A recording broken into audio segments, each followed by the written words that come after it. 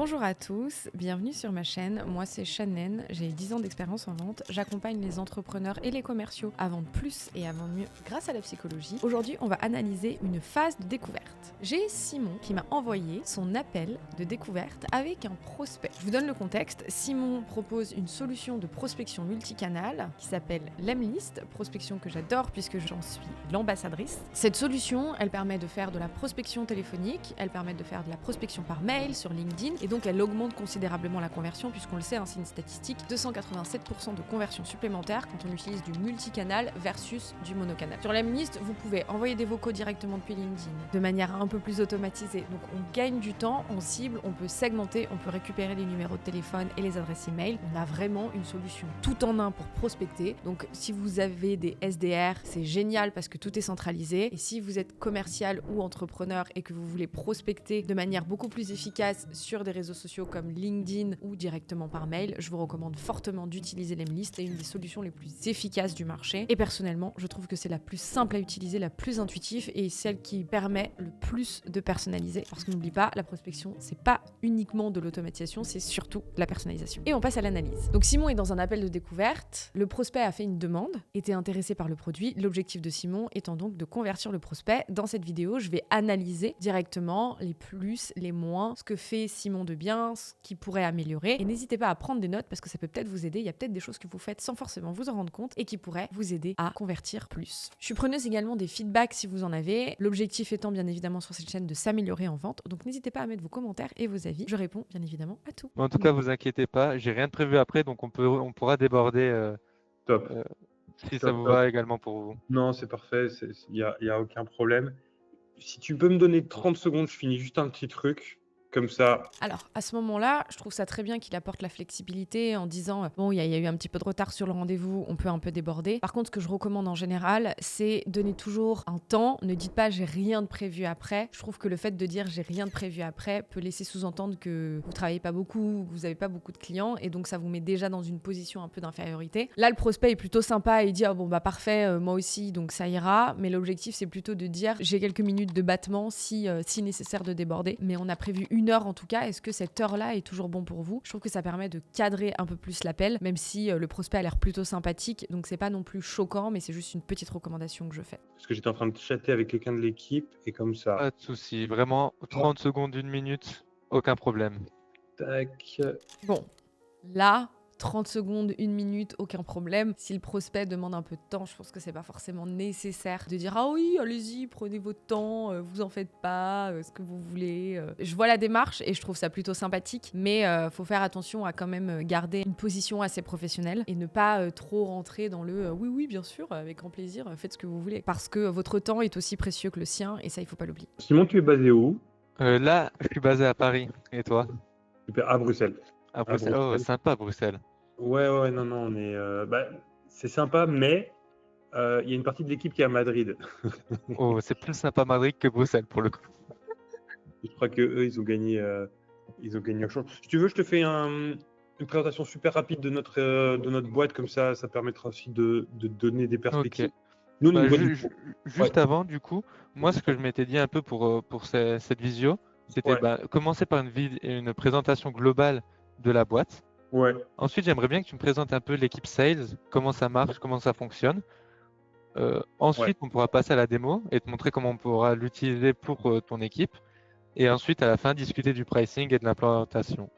Ouais, parfait. Écoute, nickel. Alors là, c'est très bien parce que Simon a fait quelque chose que peu font en réalité sur ce type de profil. Le prospect aime prendre le lead et donc de suite, il dit bon, écoute, je vais te parler un petit peu de la boîte, dis-moi, t'es basé où? Donc là, l'avantage, c'est que parfois, on a des prospects qui font ce qu'on appelle le bris de glace et donc c'est eux directement qui vont venir poser des questions. Là, je trouve que Simon a super bien rebondi. Il a tout de suite créé un espace de confiance, ce qui est honnêtement très bien fait et très valorisant. Et enfin, qu'il a surtout très bien fait, c'est qu'il a tout de suite repris le contrôle de l'appel en disant écoute, moi, en plus, ce que j'avais en tête quand même pour cet appel, c'est qu'on qu'on structure plutôt l'appel comme ça. Et là, c'est très bien parce que ça permet de donner un cadre et d'éviter de partir un peu dans tous les sens, surtout si on a un prospect qui aime bien prendre le lead et donc qui peut parfois nous emmener, si on a du mal à prendre un peu plus de place et avoir une posture assez assurante, de cadrer le rendez-vous et donc de partir dans tous les sens avec, au final, on parle du prix en plein milieu de l'appel, alors qu'on n'a pas encore vu les besoins, les enjeux, la valeur, la démo, etc. Donc très très bien ce qu'il a fait. Ça, pour le coup, c'est ce que je vous recommande de faire. Dès le début d'un appel, n'hésitez pas à mettre ce que j'appelle un upfront contract. Donc c'est vraiment sur quoi est-ce qu'on s'engage dans cet appel, qu'est-ce que je te promets qu'on va voir, je sais que toi tu as envie de voir le prix, je sais que toi tu as envie de voir ce que la solution peut t'apporter, c'est ce qui est prévu de voir dans cette solution. Par contre, ce que je te propose en amont de ça, c'est déjà d'essayer un petit peu de comprendre ce que toi tu recherches, ce que tu veux, comment est-ce que tu fonctionnes dans tes équipes et surtout bien évidemment dans ce temps imparti après parler de la partie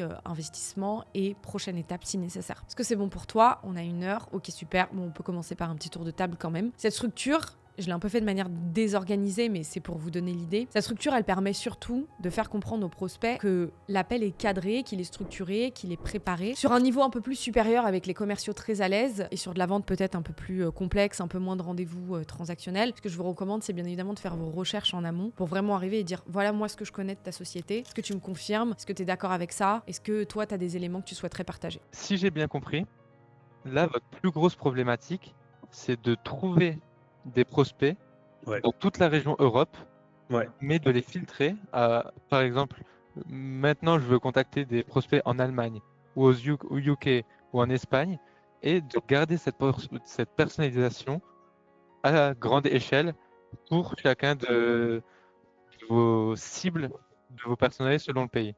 Ouais, c'est exactement ça, Simon. Et je rajouterais 2 trucs. Le premier truc... Alors là, on tombe vraiment sur les prospects qu'on a souvent en SaaS. Donc, on est sur des prospects qui sont globalement assez matures. Ils sont bien conscients de leurs problématiques. Ils donnent énormément de billes. Et donc, c'est très agréable parce qu'on peut pas mal appuyer dessus. C'est pas forcément le cas de tous les prospects, mais en tout cas, celui-là est plutôt bavard, conscient de ses taux de conversion, conscient de ses problématiques. Simon reformule bien. Il dit bien, si je comprends bien, la problématique, c'est pas juste de signer les clients, mais c'est surtout d'aller les chercher parce que vous êtes sur un marché de niche. Vous êtes quand même sur l'Europe, etc. Ce qui est quand même assez large. Et là, le prospect dit oui, et je rajouterais même 2 trucs. Donc, il continue sur les problématiques. Donc, on est plutôt sur un prospect qui est très mature. Ce que je recommande avec ce type de prospect qui est assez mature, qui comprend ses besoins, c'est plutôt d'identifier ce qui ferait qu'il signe pas. C'est un des conseils que je donne qui, pour moi, est le plus efficace. C'est faites en sorte d'identifier ce qui ferait qu'il ne signe pas plutôt que d'avoir les œillères de oui, non, mais c'est sûr, le client, il va signer. Sûr et certain, il signe. Il a l'air tellement convaincu, il connaît ses problèmes, il sait pourquoi il le fait. Parce que la difficulté qu'on a avec ce type de prospect, et je pense que ça nous est tous arrivé, c'est de se dire bon, ils sont matures, ils connaissent leurs besoins et donc du coup je vais un peu les laisser acheter tout seuls. Oui et non. Faut quand même vous assurer que vous perdez pas du temps parce que souvent en fait ils sont ultra motivés, ils connaissent leurs besoins, ils savent qu'ils doivent acheter, mais ils ont un peu besoin des fois de ce petit passage à l'action et de ce petit cadrage surtout parce que sinon ils peuvent quand même un peu vous envoyer balader, plus trop vous répondre et quand ils vous répondent ils vous disent oui t'inquiète pas, je sais que c'est une priorité, je vais le faire. Oui je sais, je me le suis noté dans ma to-do list mais finalement je l'ai pas fait. Au final il se passe jamais rien avec ce type de prospect. Donc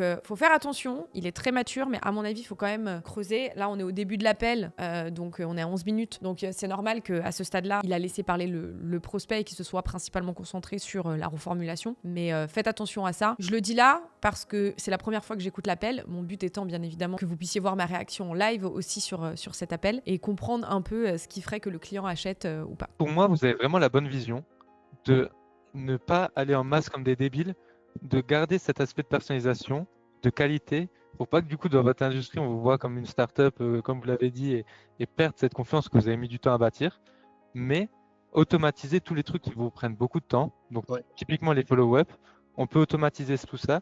Et quelque chose qui est très intéressant à noter, c'est que vous m'avez dit que vous utilisez beaucoup LinkedIn dans votre industrie. Et ça, niveau de la confiance, si vous avez réussi à bâtir un LinkedIn avec les webinaires, c'est le top. Et là où vous pourrez faire la différence par rapport aux autres SaaS qui font de la masse sans réfléchir, c'est de faire du multicanal. Donc envoyer des emails en même temps des trucs sur LinkedIn et peut-être même faire du cold call, vu que vous aurez une commerciale avec vous. Et de cette manière, faire les 3, ça fait de une, augmenter la confiance, parce que du coup, la personne ne reçoit pas juste un email, elle reçoit l'email plus votre connexion LinkedIn avec toutes vos infos que vous avez sur LinkedIn et potentiellement un appel au téléphone, donc elle parle avec un vrai humain. Ouais. Non, c'est un... je te confirme, on n'a jamais pensé à ça. Enfin, on fait jamais ça, quoi. C'est-à-dire, aujourd'hui, c'est du mono-channel. À ce moment-là, ce que je trouve intéressant, c'est que Simon se positionne vraiment dans une posture très conversationnelle, très « Oh, mais en plus, ce que tu pourrais faire, c'est aussi ça. Ce serait bien aussi que tu fasses ça. T'as raison, hein, c'est la bonne vision que t'as. Faut pas que t'y ailles comme un bourrin. L'Emlist, la force, c'est la personnalisation. Tu peux vraiment personnaliser. » C'est vraiment top, je trouve, par rapport à ce qui est dit. Le seul point sur lequel je reviendrai, c'est que, à mon sens, ils n'ont pas assez creusé le pourquoi maintenant. Pourquoi maintenant? Pourquoi pas il y a 6 mois? Pourquoi pas dans 6 mois? À un moment, le prospect dit oui, nous on a vu nos concurrents le faire, on en reçoit, et puis le nom c'est pas le bon. Alors je pense pas qu'ils utilisent votre outil, hein, mais ils se trompent quand même. D'accord, mais en fait, pourquoi est-ce que vous l'avez jamais fait? Qu'est-ce qui a fait que vous vous dites maintenant il faut absolument que je le fasse? Et qu'est-ce qui se passe pour la boîte si finalement on le fait pas? Ils sont effectivement dans une phase de développement, ils ont effectivement voilà un très beau taux de conversion, et c'est vrai qu'ils pourraient aller plus loin, mais aller plus loin, c'est pas forcément suffisant. Je l'ai dit dans ma dernière vidéo, hein, il y a la notion d'aversion à la perte. Il faut que le client ressente la douleur actuellement pour se dire ça vaut le coup d'un passage à l'action, et pas juste qu'ils se disent bon, dans mon idéal il faut que j'y aille. Il faut vraiment qu'ils se sentent limités aujourd'hui par rapport à ce qu'ils pourraient aller chercher et qu'ils ressentent vraiment la douleur. Et là c'est vrai qu'ils le mentionnent, mais encore une fois je mets toujours un petit drapeau orange de attention, faut pas non plus qu'on laisse le prospect lui-même faire ses conclusions sans correctement l'emmener et aller avec lui dans le oui ce serait bien, tu pourrais faire ci, tu pourrais faire ça, mais plutôt essayer d'identifier ce qui ferait qu'il achèterait pas pour pas perdre trop de temps dans un rendez-vous avec un prospect qui passera finalement jamais à l'action, même s'il est ultra enthousiaste. Je t'ai pas mentionné non plus, mais on n'a jamais fait d'ads payants. Ça, on n'a jamais fait sur LinkedIn. Jamais. On a toujours. C'était une question de moyens aussi au début, quoi. Ouais, les ads, pour moi, les ads, c'est comme la chirurgie esthétique. Ça coûte cher, le résultat est très rapide, mais on sait jamais si ça va être incroyable ou une catastrophe. Ouais. Non, c'est. Donc, bon, je t'avoue que pour le coup. Ah, cette analogie, Simon, mais vraiment, il me régale. Il me régale. Il a dit.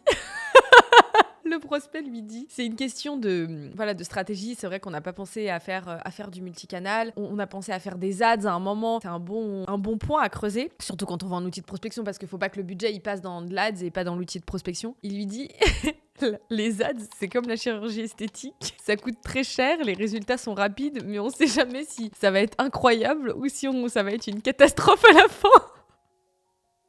Simon. Si tu regardes cette vidéo, sache que tu es mon idole. Et s'il vous plaît, mettez en commentaire à quel point Simon est votre idole. Ces analogies de sales, vous êtes des génies les mecs. Les ads, c'est comme la chirurgie esthétique. Mais vraiment, ça reste dans les annales. J'ai pas grand-chose à dire, franchement, je vous laisserai en commentaire juger de cette phrase. On est plus dans notre philosophie aujourd'hui, puis de toute façon, on n'a pas des budgets monstrueux à se dire on va utiliser un bon outil et de mettre le prix qu'il faut, plutôt que d'essayer de croire en des recettes magiques, quoi. C'est sûr. Et oui, et l'autre point aussi, c'est, et je sais que l'Emlist, vous êtes fort là-dessus aussi, c'est le fait de capter. On n'a jamais été acheter des bases de données ou des trucs comme ça, quoi. Bah, si vous voulez, si tu veux, là on peut passer à la présentation et je te montre comment on pourra faire tout ça. Ouais. Et comment on peut l'appliquer pour Dojo. Ok. Tu passes trop vite à la démo. C'est beaucoup trop rapide. En fait, là, le prospect, il dit, je sais pas si Emlist peut faire ça. Et du coup, tu te dis, ok, c'est un prospect qui est mature, qui sait ce qu'il veut, donc je vais tout de suite aller dans la démo. Non, déjà, s'il connaît autant la solution, pourquoi est-ce qu'il l'a pas acheté tout seul? Parce que l'Emlist, vous pouvez souscrire tout seul depuis le site directement. Vous n'êtes pas obligé de parler à un commercial. Donc, qu'est-ce qu'il attend réellement de ce rendez-vous? Et c'est pas une question qui a été posée avant qu'on passe à la démo, et c'est assez dommage parce que du coup, on a du mal à faire le lien, même si je pense savoir ce que tu vas lui démo, parce que je connais très bien la solution. Et effectivement, je pense que ça va faire mouche. Le problème, c'est que si toutefois, il en a besoin pour vraiment beaucoup de sites, donc beaucoup de sièges à acheter, il manque un côté assez rationnel et c'est un peu trop émotionnel. Donc je dis toujours, la vente, c'est émotionnel. La plupart sont un peu trop rationnels. Et là, t'es pas mal dans l'émotion, ce qui est bien. Mais voilà, ton but, c'est pas juste d'être sympa, c'est aussi de faire prendre conscience au prospect que là, il doit dépenser de l'argent, ok, dans des ads, il est en train de structurer un petit peu son activité commerciale, il vient de lancer sa boîte. Mais qu'est-ce qui l'empêche de choisir une solution plutôt qu'une autre? Oui, il a vu plein de contenu, oui, il se dit que c'est bien, mais il faut vraiment faire attention à ça et bien creuser les enjeux du prospect. Moi, je pense qu'il y a des questions que tu aurais dû poser dès le début, c'est ok, Michel, pourquoi est-ce qu'on se parle maintenant? Pourquoi maintenant? Pourquoi pas il y a 6 mois? Qu'est-ce qui fait que ça deviendrait une priorité? Qu'est-ce qui ferait que vous ayez le temps de l'installer? Parce que ce que je vois très souvent, pour avoir vendu HubSpot quand même pendant plus de 3 3 ans, c'est que chez HubSpot, quand je présentais le Sales Hub Pro, donc qui est le CRM pour la partie commerciale, et qu'on avait justement cette notion de séquence que je montrais aux prospects, chaque fois ils disaient oui, mais les séquences, faut quand même les paramétrer, il faut quand même segmenter, ça prend quand même un peu de temps. Et donc même si tu avais des prospects qui étaient super contents, ils disaient quand même que voilà, la conduite du changement, ça prenait quand même un peu de temps, et donc faut pas passer à côté de ça, je pense. Et il faut quand même essayer de creuser beaucoup plus ce que le prospect a besoin, pourquoi est-ce que c'est important, ce qu'il perd, son panier moyen, pour qu'il puisse avoir une bonne perception de valeur et surtout qu'il priorise le sujet. Parce que si tu vends qu'un siège, je pense pas que ce soit le prix le point bloquant. Mais si tu vends un siège, ça peut être non mais en fait j'ai pas du tout le temps de m'en occuper, et donc au final tu ne vends pas parce que tu n'as pas su créer l'urgence dès le départ, parce que tu as pas posé les bonnes questions. Donc c'est bien, les analogies sont sympas, ça m'a fait rire. Après il les a pas forcément relevées, j'étais un peu surprise, je m'attendais avec ce type de profil qu'il le relève un peu, donc comme quoi faut faire attention à nos propres intuitions et après à voir ce que ça donne sur la démo. Mais je pense que passer à une démo au bout de 18 minutes, oui, mais sachant que le prospect a parlé 90% du temps, je sais pas. Il n'y a pas eu beaucoup de questions de ton côté. Et donc, je pense qu'il faudrait peut-être creuser un peu plus pour être sûr qu'à la fin de ce rendez-vous, il y ait quelque chose et que ce soit pas bon, bah ok, vous testez et ensuite on en reparle, quoi. Ça, c'était un point aussi pour tout te dire. On n'avait jamais fait d'automatisation LinkedIn, entre guillemets, par peur, et tu me dis si c'était complètement faux, mais par peur d'avoir son compte LinkedIn bloqué. Eh ben, c'est une bonne logique. Mais faut avoir en tête que vous avez un maximum. Enfin, nous, ce qu'on préconise, c'est de ne pas envoyer plus de 30 messages LinkedIn par jour, par compte. Ouais, Donc, en fait, vous pouvez l'automatiser, mais vous inquiétez pas sur l'Emlist, vous pouvez paramétrer cette limite et de ne pas dépasser plus de 30 limites par jour par invitation et message. Et en fait, quand vous le mettez, dans votre campagne, ça fera automatiquement, ça se stoppera à 30 invitations. Ok. Et ça impactera pas.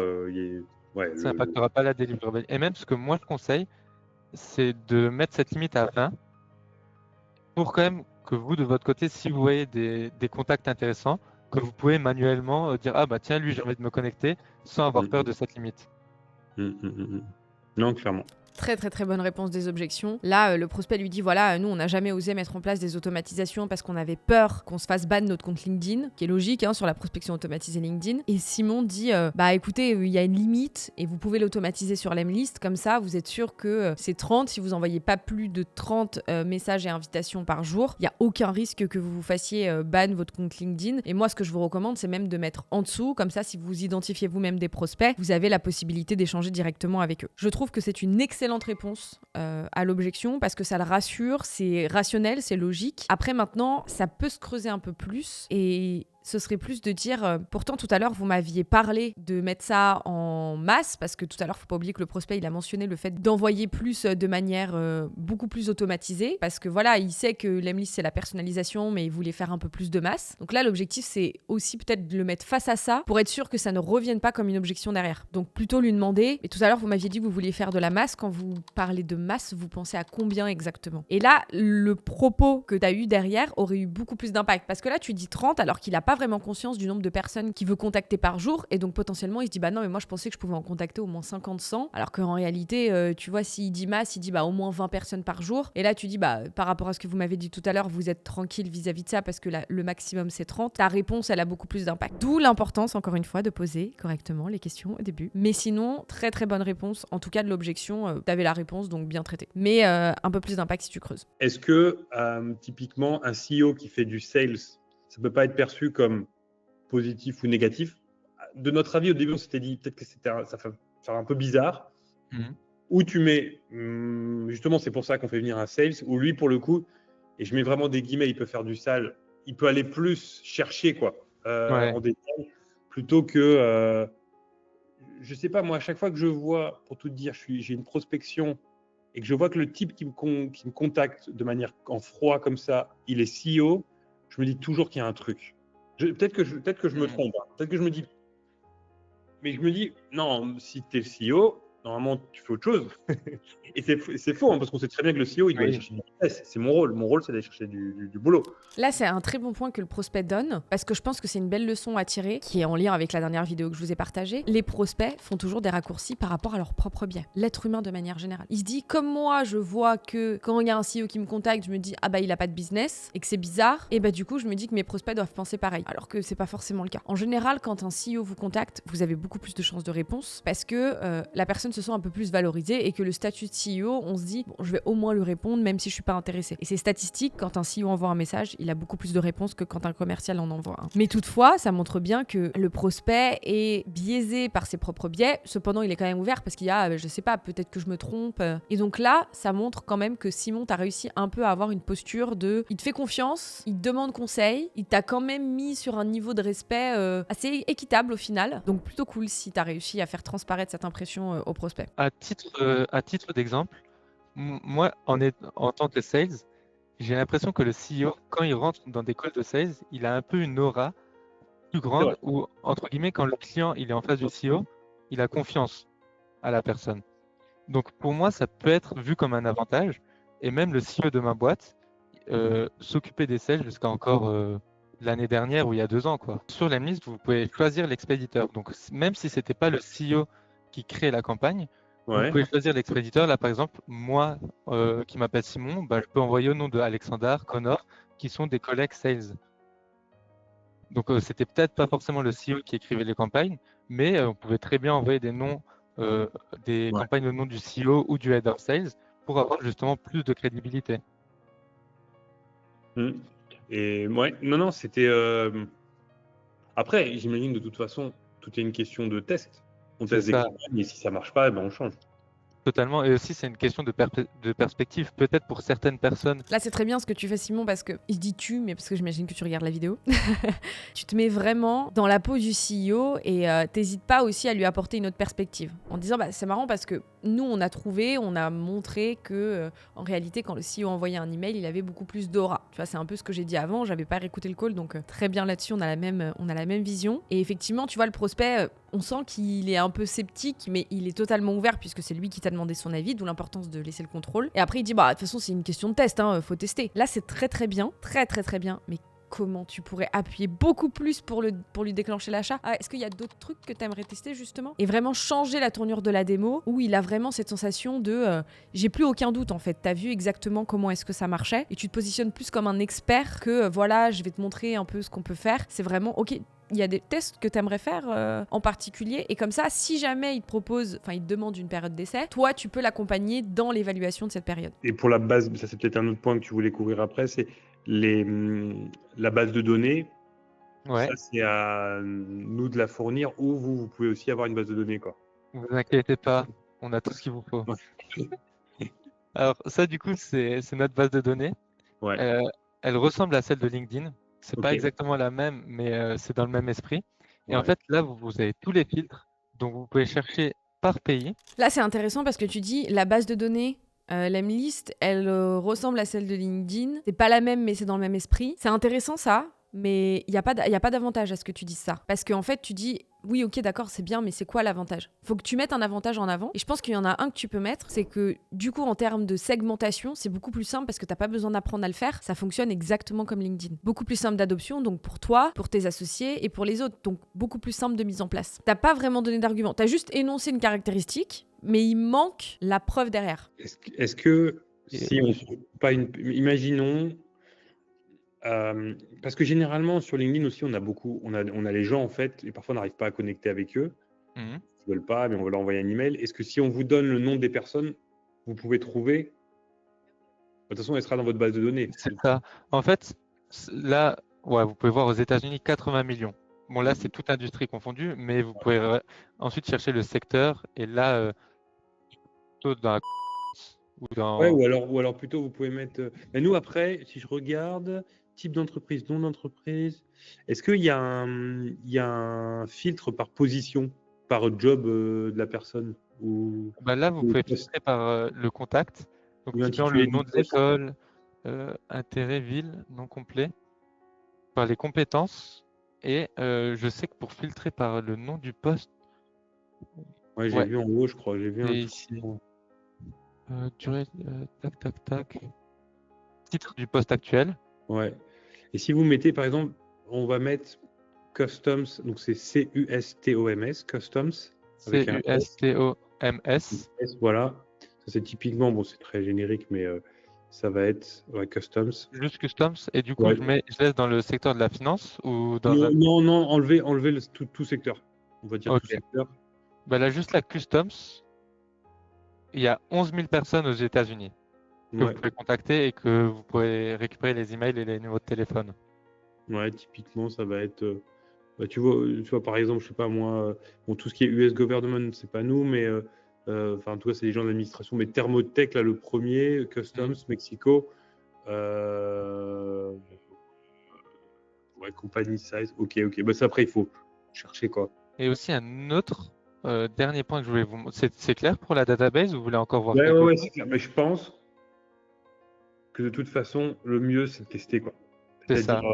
Là, ce que je trouve peut-être un peu dommage, c'est tu dis est-ce que c'est bon pour la database? C'est pas juste une fonctionnalité en plus. La base de données Lemlist, moi je trouve qu'elle est incroyable. Je l'ai partagée aux élèves de l'académie et t'as quand même des numéros de téléphone que tu retrouves pas partout. Et c'est important quand même de le mettre en avant en disant bah en fait aujourd'hui si vous voulez faire de l'automatisation, il y a personne qui vous fournit de numéros de téléphone et donc ça voudrait dire que vous devriez avoir un abonnement aussi chez Lusha ou chez Casper ou chez d'autres outils de fournisseurs de numéros de téléphone et un abonnement pour les mails automatisés. Là, l'avantage, c'est que vous avez déjà un badge de crédit avec la base de données Lemlist et du coup, vous avez tout en un et vous pouvez directement sélectionner les campagnes depuis la même plateforme et envoyer directement les contacts dans la campagne que vous avez préparée. Et c'est pas assez mis en valeur, je trouve. C'est une super fonctionnalité et je trouve qu'elle est pas assez mise en avant alors que pourtant, tu vois, pour une boîte comme la sienne, petite boîte qui veut pas être vue comme une start-up mais qui reste quand même une start-up, bah, en fait, ils ont besoin de ce type d'outils pratiques, qui sont peu de personnes à l'utiliser. C'est les CEO qui font directement la prospection, c'est justement à eux d'avoir un outil tout en un. Faudrait un peu plus mettre en avant et faire le lien avec ce qu'il a dit. Par contre, tu l'as très bien fait, Simon, quand il a dit oui. Est-ce que vous en avez, etc. Donc, tu as bien repris ces verbatim et tu les as remis dans le titre pour faire la recherche. Donc, c'est vraiment pas mal. Et à un moment, il dit oui, après, voilà, faut tester. Il arrête pas de dire ça. Mais est-ce que tu identifies vraiment ce qui ferait que le test ce soit une réussite et ce qui ferait que le test ce soit justement pas une réussite? Et comment est-ce que toi, tu pourrais t'intégrer dans cette phase de test pour l'accompagner au mieux et lui permettre de convertir? Alors, je sais pas aujourd'hui si, en fait, pour continuer à grandir, il faut tout simplement qu'on envoie plus de mails à des gens plus ciblés ou est-ce que notre contenu doit être de meilleure qualité? Alors, je vais vous répondre sur 2 points. Premier point, on a des modèles pour vous aider. Donc là, par exemple, c'est des modèles qui ont bien marché. Vous pouvez voir 50% de taux d'ouverture, 90% booking meeting. En fait, vous pouvez reprendre les templates.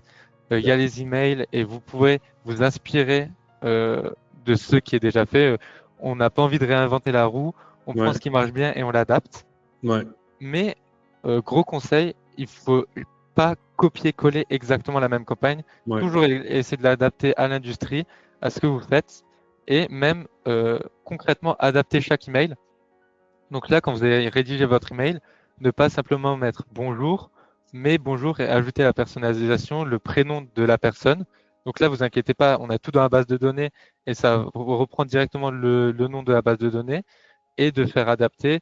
On a vu que et là, par exemple, le nom de l'entreprise, hop, et comme ça, vous gardez même à grande échelle cette personnalisation. Et c'est pas comme vous, l'école d'email que vous recevez où il se trompe de prénom ou. Non, mais c'est clair. C'est clair. Et plus vous serez personnalisé, moins vous allez passer pour un repos aux yeux de vos prospects.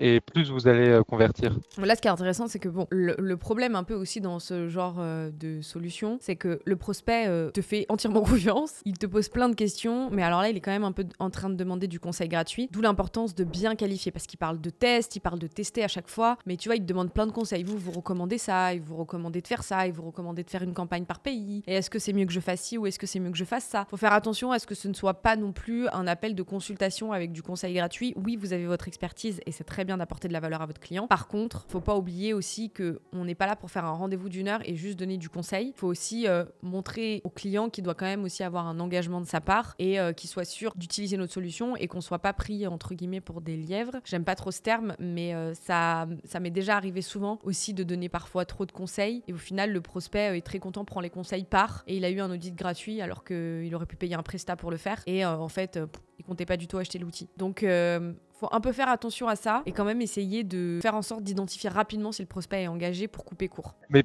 pour moi, ça, c'est un gros objectif que vous avez parce que vous avez quand même cette flexibilité, cette mobilité et ce que les grosses boîtes de conseil, les Big Four, etc. ne font pas, c'est une opportunité pour vous. Exactement. Non, mais c'est pour ça que on va plutôt bien.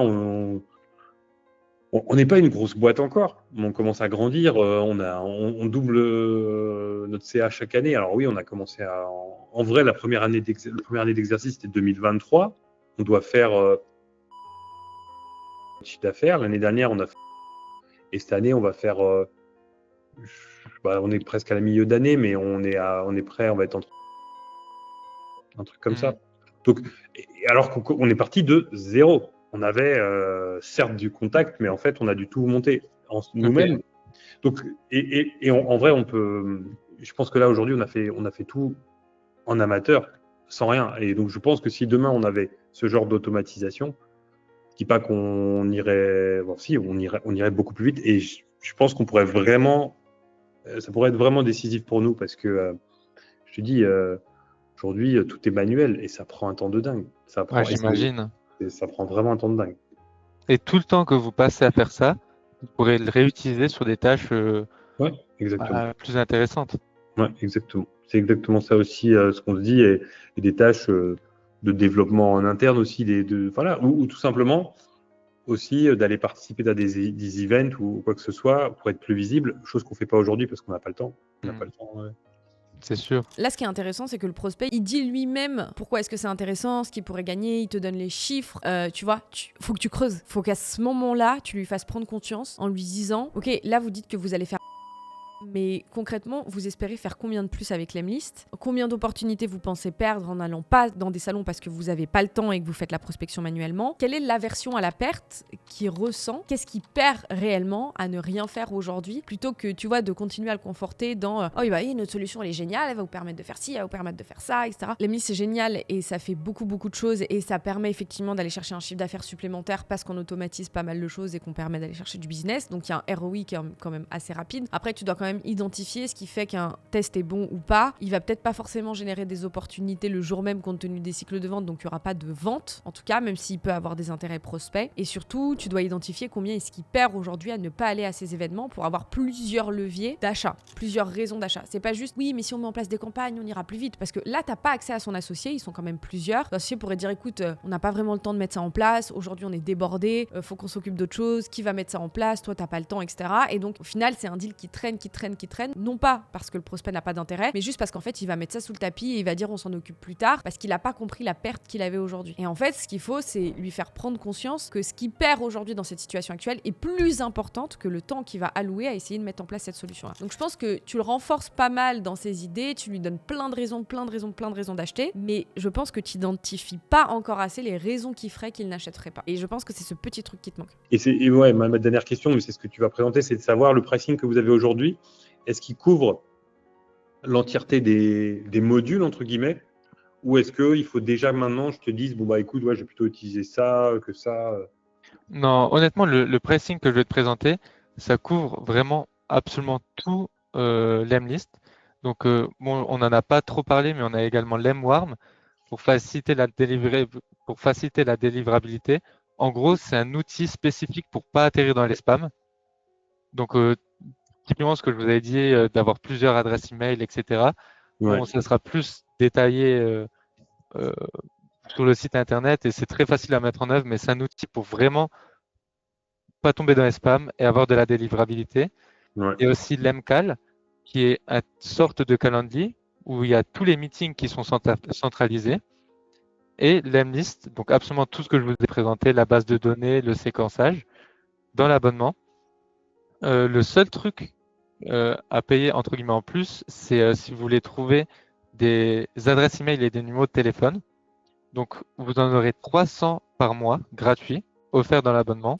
À ce moment-là, tu dis le seul truc à payer en plus. C'est pas le truc à payer en plus. La formulation est pas forcément bonne parce que du coup, tu ancres dans la tête de ton prospect que c'est un coût supplémentaire, alors que ça devrait pas être vu comme ça devrait plutôt être vu comme et si vous voulez aller encore plus loin, on peut même vous accompagner là-dessus. Tu vois, c'est pas exactement la même formulation parce que là, en fait, tu dis il y a tout ça d'inclus, il y a tout ça d'inclus, il y a tout ça d'inclus et parfois ça peut paraître un peu trop beau pour être vrai quand on te donne plein de choses. Tu vois, c'est tout bête, hein, mais j'ai l'impression que Yves Rocher a un peu perdu son business à cause de ça parce que t'arrives, t'achètes une crème, on t'offre une crème, un mascara, un machin, un truc, t'es content, mais en fait, au final, tu doutes un peu de la qualité des produits. Alors que Sephora le faisant un petit peu moins, quand ils le font, c'est un peu plus vu comme exceptionnel, c'est trop bien, etc. Donc, faut faire un petit peu attention à la perception de valeur et ne pas dire le mot coût Tu vois, il y a tout ça d'inclus et le coût en plus. Tu vois, c'est plutôt, on peut également vous accompagner là-dessus si vous souhaitez aller plus loin. C'est ce que ça veut dire, aller plus loin. Ça veut pas dire qu'on offre le produit gratuitement, bien évidemment. Et je peux vous montrer tout de suite. Du coup, pour le tarif, annuellement, c'est 948 € par utilisateur. Donc vous, sachant que vous serez 2, donc vous et votre commercial, ça ferait environ 1850 € annuels. Ouais. Et ça... Je suis en train de calculer. Ce qui est intéressant, c'est 5 centimes fois.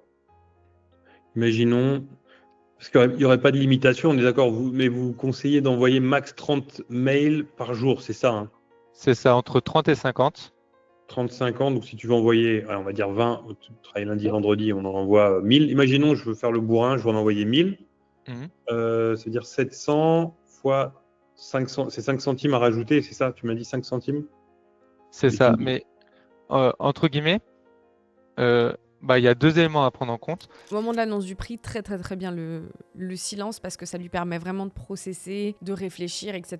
Donc bravo pour ce silence, Simon. Et la preuve, tu vois, lui-même, il dit attendez, je fais le calcul. Toi, ça te permet de savoir exactement ce qui pourrait le bloquer ou pas. Et là, tu vois, il était tout de suite sur le nombre de SMS ou de mails à envoyer. Donc c'est vraiment pas mal. Sur le tarif, j'ai pas de commentaire. C'est en vrai, entre nous, j'avais pas de budget en tête. Dans le sens où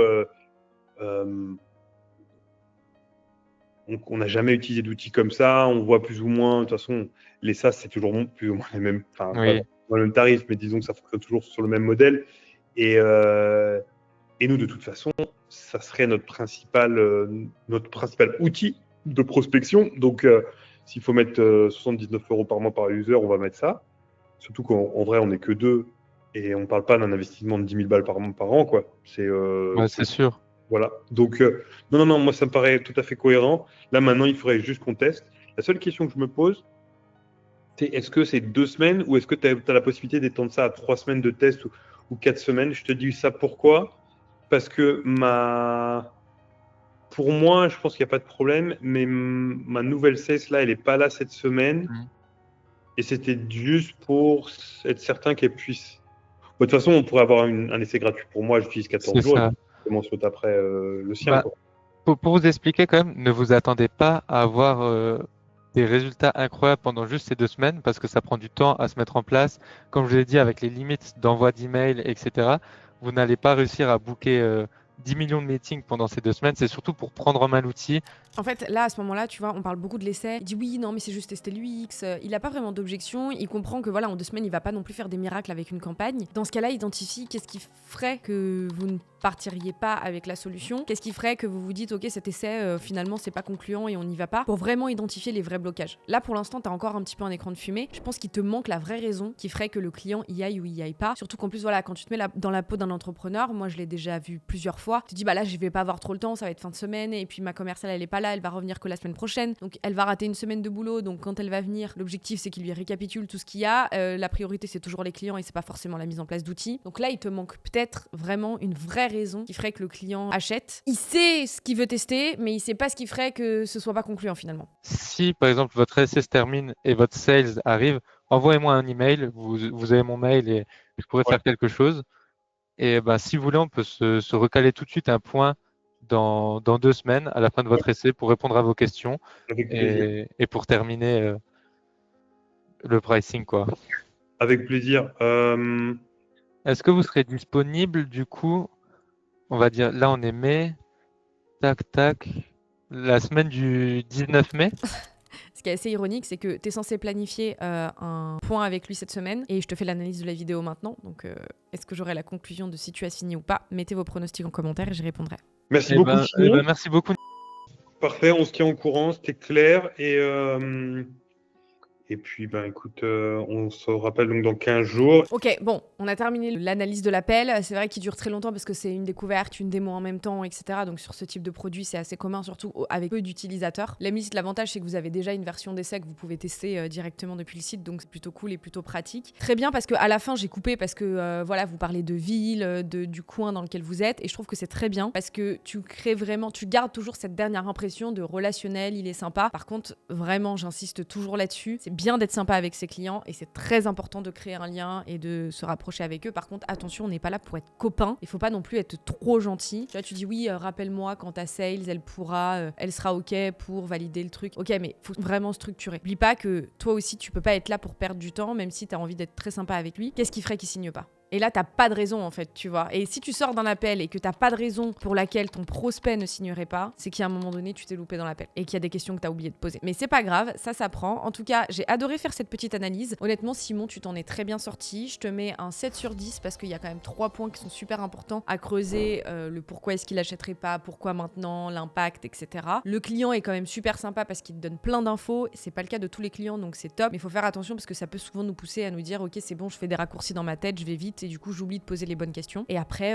pour ceux qui sont intéressés par l'Emlist, vous avez le lien directement. Moi je trouve que c'est un des meilleurs outils de prospection qui existent aujourd'hui sur le marché. Et envoyez-moi un mail à l'adresse que vous retrouverez en description si vous souhaitez également que j'analyse vos appels. Bien évidemment, tout ce qui concerne le prospect sera bipé. Il n'y aura pas d'image non plus du prospect. On peut analyser uniquement les audios. L'objectif, c'est bien évidemment qu'on garde cette anonymisation de vos prospects tout en vous permettant vous-même d'analyser ce que vous dites et bien évidemment que les auditeurs puissent avoir un petit peu de contexte. Mettez la cloche des notifications pour la prochaine vidéo. On se retrouve dimanche prochain et d'ici là, abonnez-vous pour plus de tips.